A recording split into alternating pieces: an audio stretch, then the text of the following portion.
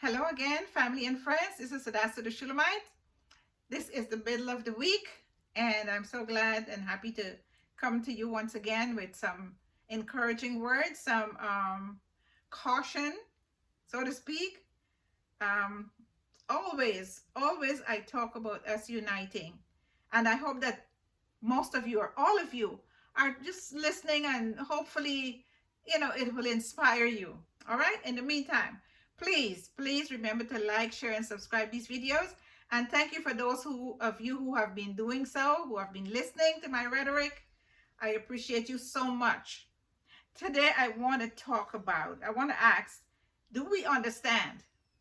Do we truly understand what is happening in the world today and why it's happening, where it's coming from? There are more questions than answers. I remember years ago there was a song. It's called More Questions Than Answers. And that is what I feel like today. I know that the answers are there. Not all of it, but answers are there. But the questions are always more than the answers, because you know what? We do not know everything. We do not understand everything. All right? Today I want to talk about some criminals. Yes, from our nation. And they were very famous. Very famous. They were loved by many and hated by, I should say, most. And these people, these criminals, I'm going to start from way back. And I'm talking about Nat Turner. I'm talking about, excuse me, Marcus Garvey. I am talking about people like even Rosa Parks. I'm talking about Malcolm X. I'm talking about Martin Luther King Jr. And the list goes on and on. I'm even talking about the Black Panthers. And they weren't all criminals. And I still do not consider them criminals in my estimation. But anyway, the reason why I use that term, why I label them as such, because of the way that they were treated, the way that they were treated, not by the neighbors or somebody who didn't like them. I'm talking about the system. All right? And why? Why were they treated that way? These people, why would they want to love their people? What gives them the right to love their people? Why would they fight for their people? How dare them do such a thing? It was against the rules.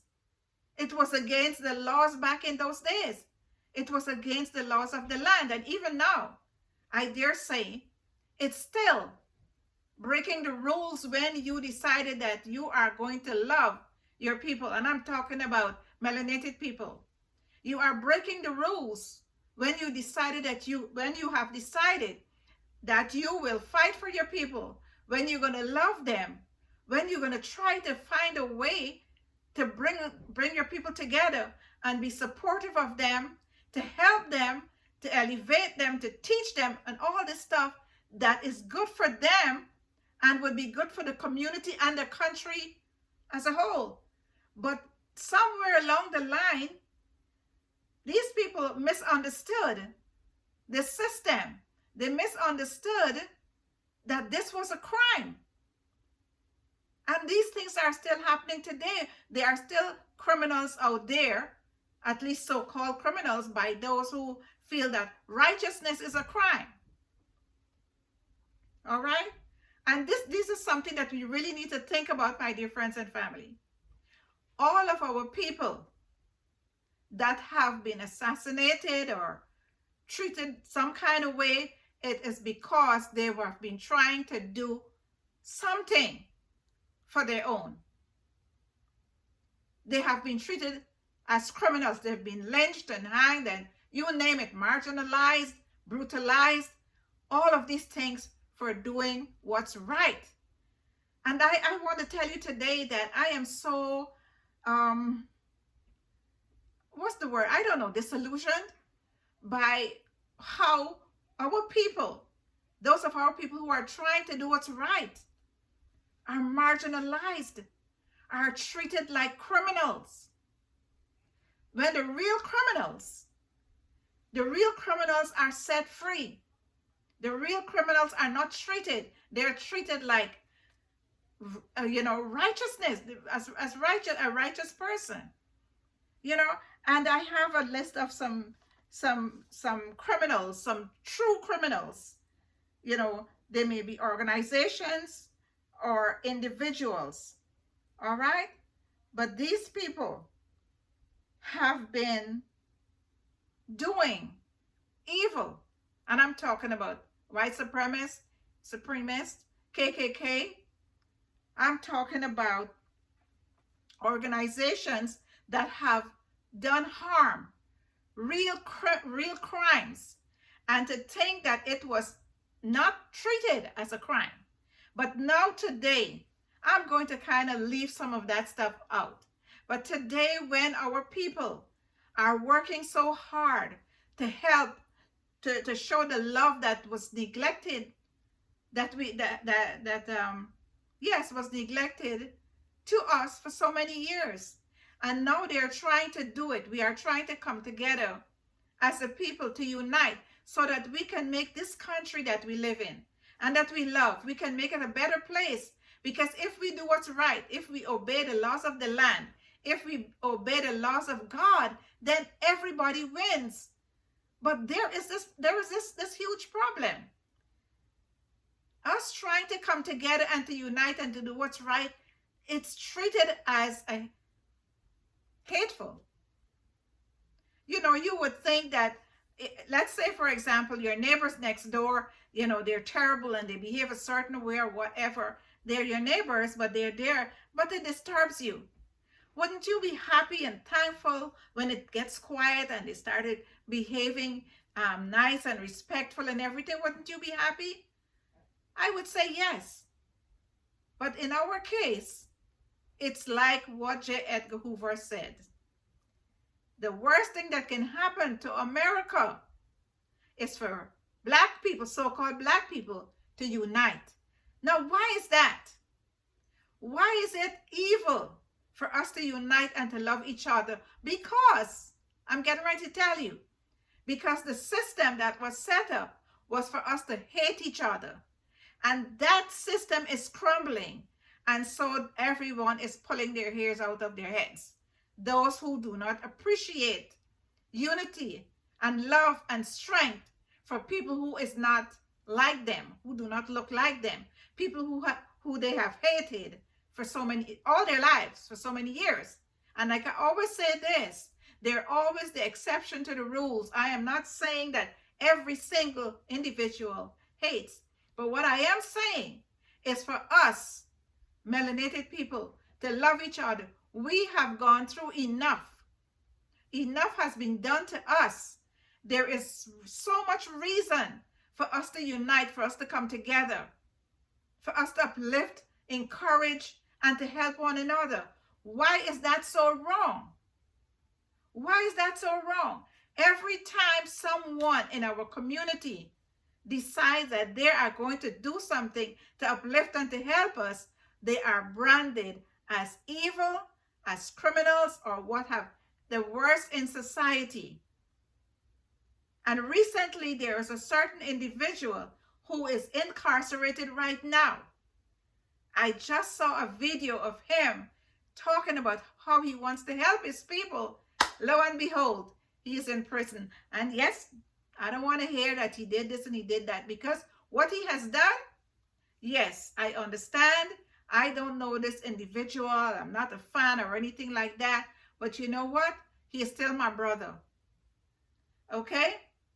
And he said some things. He said some things that many others that has gone on before him has said. And it did not end well for them. So far, he is alive. He may be incarcerated, but he's alive. So far. These are the things I want us to understand and to pay attention to and be very conscious of who we are as a people, who we are dealing with, and what we should and should not do. We need to be very careful. We need to be observant. Keep your antennas up. Okay? Our lives and the lives of our loved ones depend on our consciousness. Okay? This is not an easy thing for me to talk about. But I've seen so much. I've heard so much. I know enough to understand that this is a stance that we need to take as a people. And I understand enough to know that we are not supposed to love each other. We are not supposed to unite. We are supposed to live like animals that we are called. So anytime we try to prove that we are not, that we are children of the living God, there is a problem. And for those of you who, oh, it's not like that, or whatever, keep looking. Keep looking, keep listening, and you will be convinced, even as I am. I know this probably sounds like a whole lot of mumbo jumbo or whatever you want to call it, but believe me when I tell you, this is serious stuff. This is very serious. And we need to pay attention. We need to understand what we are dealing with. This is not something, this is not a fly by night. No, this runs very, very deep. This runs deep. And if we love each other as we should, we will try to understand, and we will be alert, we will be aware, and we will do whatever we can to be supportive and to help. No one else, I always say this, no one else gives a flying what about us. And if we can't do that for ourselves, and I've seen that, and that irks me so much. It irks me so much when I see our people denying, abusing even, of their own, when others stand and look very satisfied and pleased, like, okay, you're doing it for me. I do not have to do it. You do it. And you know what? I can get away scotch-free.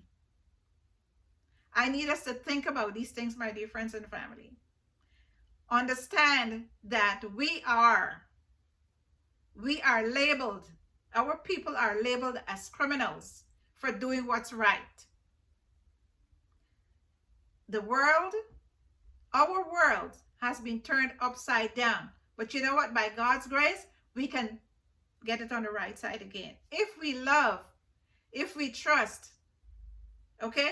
When God said love your brother and your sister, he didn't say to hate everyone else, but the focus should be on the love for each other. If we love our families first, and we get them in the right position first, then we can be concerned about other people. In the meantime, you see somebody needs water or whatever, and you can help, of course. But let the focus be on your own family first. Family first. That is my encouragement to you today. I hope that you will listen to what I'm saying. There's a feeling. There's an aura of I can't even think of what to say, how to label this, but it's there. It's there everywhere you go now. It's just there, like something waiting to just pop. Okay? And the only way I believe that we can survive, that we can thrive in spite of all this, is to unite. And most of all, to unite with our Heavenly Father. This is important, my dear friends and family. This is very important. Please, read your Bible. Read it. Pray every day, because you know what? The deliverer is coming. And when he comes, we have to be ready. If we're not ready, too bad. We have enough time. We have enough time right now to prepare. Okay? Because when he comes, he's coming to deliver. And if you're not ready, we can't go. Take care of your children. Love your children. Teach them who they are. So that when he comes, they will know. They will not be confused. Teach them who Jesus is, so they are not confused. Be blessed.